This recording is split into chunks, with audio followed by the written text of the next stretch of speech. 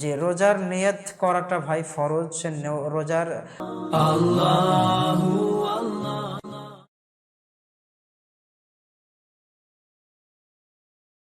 ইনাল হামদুলিল্লাহ ওয়াসসালাতু ওয়াসসালামু আলা রাসূলিল্লাহ ওয়া আলা আলিহি ওয়া আসহাবিহি আজমাইন। সম্মানিত দর্শক শ্রোতা মণ্ডলী, আমাদের কাছে যে সকল প্রশ্নগুলো বর্তমানে আসিতেছে, আমরা সেই প্রশ্নের উত্তরগুলো যথাযথভাবে দেওয়ার চেষ্টা করছি, যদিও আমাদের সময় এবং ব্যস্ততার কারণে অনেকটাই আমরা দিতে পারি না, তবে আমরা চেষ্টা করে যাচ্ছি আমাদের সাধ্য অনুযায়ী। জি, আমাদের কাছে একজন ভাই জানতে চেয়েছেন রোজার নিয়ত এবং ইফতারের দোয়া সম্পর্কে জানতে চেয়েছেন। যে রোজার নিয়ত করাটা ভাই ফরজ। রোজার নিয়তটা অবশ্যই আপনাকে করতে হবে। রোজার নিয়ত করাটা ফরজ, এটা আল্লাহ রাসূল সাল্লাল্লাহু আলাইহি ওয়াসাল্লামের সেই হাদিস দ্বারা প্রমাণিত, যা সহিহ বুখারী এবং মুসলিম সহ একাধিক হাদিস গ্রন্থে এই হাদিসটি এসেছে। ওমর বিন খাত্তাব রাদিয়াল্লাহু আনহু থেকে বর্ণিত হাদিস, যেটা আমরা সকলেই হয়তো এই বিষয়টা অনুধাবন করতে পারি যে আল্লাহ রাসূল সাল্লাল্লাহু বলেছেন, ইন্নামাল আমালু বিন্নিয়াত, সমস্ত কর্ম কাজে নির্ভর করে তার নিয়তের উপরে। অর্থাৎ আমরা আমাদের নিয়তটা যেইভাবে করব, আমাদের নিয়ত অনুযায়ী আমাদের কর্মের ফলটা আমরা পাওয়ার আশা করব।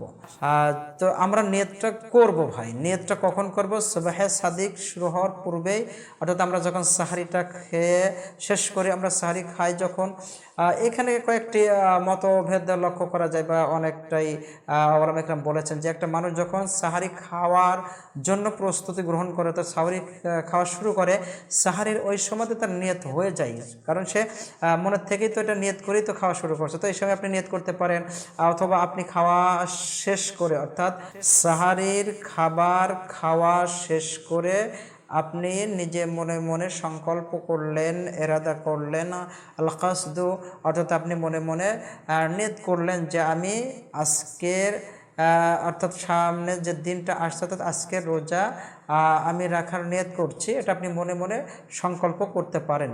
তবে আমাদের দেশে যে সকল চটি বইয়ে বা ওই যে কায়দে বগদাদি এই সমস্ত বইয়ে যে রোজার নিয়ত বলে যে সকল দোয়াগুলা লিপিবদ্ধ আছে, দোয়াগুলা ভিত্তিহীন, যা কোনো হাদিসেই পাওয়া যায় না।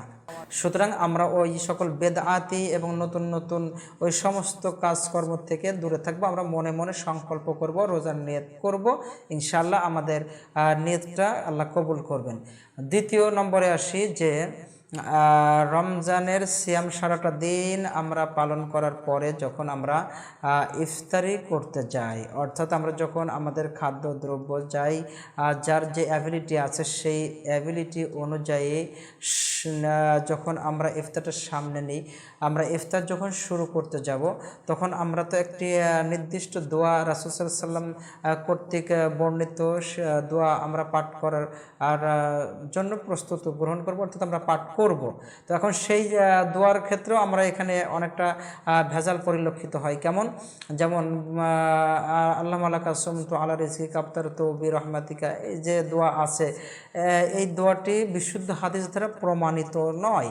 এই হাদিসের ব্যাপারে ওলামা ইকরাম এই হাদিসটাকে দাঈফ বলেছেন, কেউ কেউ তার থেকেও আরেকটু বেশি বলেছেন। সুতরাং আমরা এই দোয়াটি পাঠ না করে আমরা ইফতারি যখন সামনে নেব, এই সময় আমরা আমাদের বাংলা ভাষায় অবশ্যই সামনে আমরা কিছুটা নিজের অন্তরে যে সকল দোয়াগুলো জাগ্রত হয় আমরা সেগুলো পাঠ করতে পারি নিজের মাতৃভাষায়। আমরা নিজের যে সকল চাহিদা আছে, নিজের যে সকল সমস্যাগুলো আছে, আমরা সেইগুলা আল্লাহ সুবহানাহু ওয়া তাআলার কাছে জানাবো। ইনশাআল্লাহ ওই সময়ের দোয়া কবুল হয় মর্মে একটি বর্ণনা পাওয়া যায়, যদিও সেই ক্ষেত্রে কয়েকজন মুহাদ্দিস তারা হাদিসের সনদ দুর্বল হিসেবে উল্লেখ করেছেন। তবে আমরা নিজের মাতৃভাষায় কায়মনা বাক্যে আমরা ওই সময় দোয়া করতে পারি, ইনশাআল্লাহ আমাদের দোয়া কবুল হবে। এছাড়া যখন ইফতারটা আপনি খাওয়া শুরু করতে যাবেন, দুইটি সহিহ হাদিস দ্বারা বর্ণিত দোয়া আপনাদেরকে বলছি, যে আপনি এট ফার্স্ট বিসমিল্লাহ বলবেন। কি বলবেন? বিসমিল্লাহ। বিসমিল্লাহ বলে আপনি আরেকটি দোয়া আসছে, যেটা আল্লাহ রাসূল সাল্লাল্লাহু আলাইহি ওয়াসাল্লামের হাদিসের অর্থাৎ সহিহ হাদিস দ্বারা প্রমাণিত, সেই দোয়াটি আপনি পাঠ করতে পারেন। দোয়াটি হচ্ছে এই, যাহাবা জামাউ আবতালাতিল উরুক ওয়া সাবাতাল আজরু ইনশাআল্লাহ। এই দোয়াটি পাঠ করে ইনশাআল্লাহ আপনি আপনার ইফতারি শুরু করবেন।